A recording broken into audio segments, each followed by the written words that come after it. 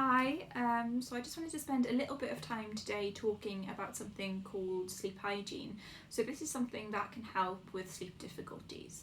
I'm just really mindful that at the moment, a lot of people might be experiencing some levels of anxiety, stress, low mood, and that is completely normal in the current climate with COVID-19 and a national pandemic. So it's probably quite typical that people will experience some sleep problems at the moment. So there's definitely tools that you can use to help manage your worries and problems with mood. So it might be worth going away from this and thinking about accessing some of them if that's your main concern. But there's also some things that we can be doing to help sleep well, and that involves thinking about what we're doing during our day. So what does our daytime activity look like, and what we're consuming into our bodies.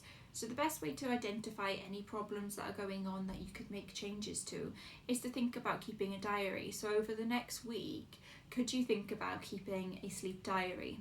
Think about when you're getting up, when you're going to bed, and your levels of activity during the day, as well as your caffeine intake. Those for me are the really most important things to think about when we're thinking about sleep problems. So if you've monitored them and you found that you have quite a high level of caffeine intake, you've had 10 cups of coffee, then it might be thinking about how can I reduce that. There's also a lot of tips to be said around sleep hygiene, and a big part of that is developing a routine. Right now, in the current circumstances, we might be in a perfect situation to do this.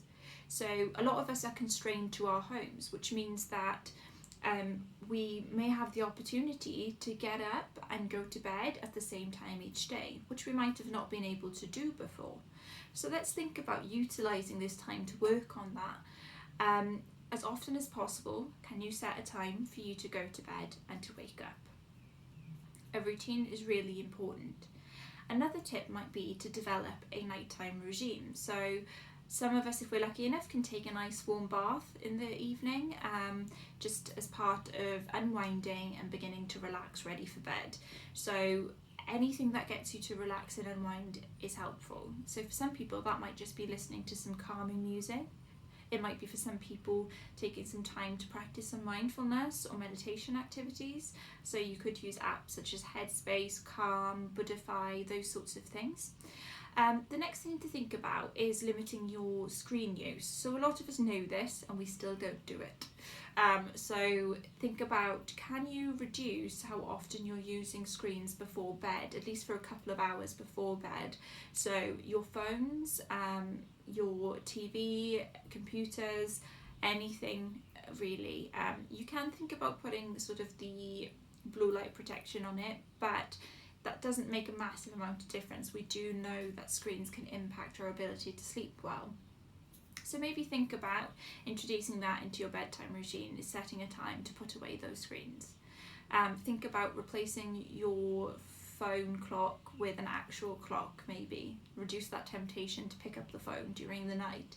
Maybe it's about putting the phone on charge away from your bed, because a lot of people do keep them on the bedside table, which is quite tempting. Avoid going to bed too hungry or too full. That's really important because that's going to impact our ability to sleep well also. So think about when you're eating during the day. The other thing to think about is what you're consuming. So are you consuming a lot of caffeine? And remember that caffeine doesn't just come in tea and coffee. It comes in a lot of the sodas, sort of pops that we have. It's coming in a lot of food that we eat. So think about checking what's going into your body. If you're consuming a lot of caffeine, can you make steps to reduce that and reduce this slowly and gradedly?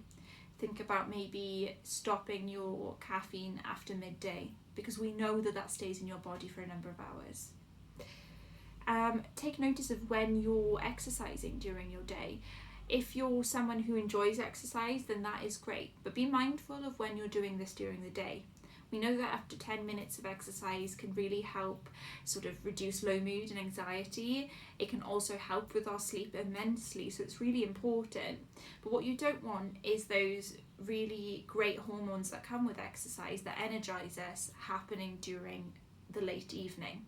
So you want to think about having your exercise period maybe in the daytime if you can, if you have that opportunity, and if not, somewhere between 5 and 7 in the evening, so that you're not doing this too late. Also think about only going to bed when tired, so that space should be used for sleeping and sex. We don't want the bed to be associated with really stimulating activities aside from those things. We want to think about that being that calm and relaxing space that we've made that connection with. And if we're going to bed really energized, then we're not going to sleep, and that can sometimes lead us to feel very frustrated, and we don't sleep anyway.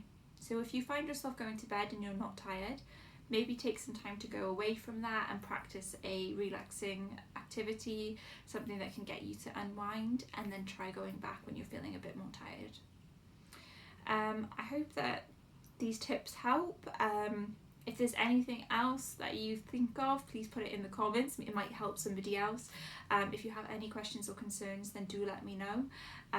But hopefully those help. So that's a bit of sleep hygiene for today. Take care.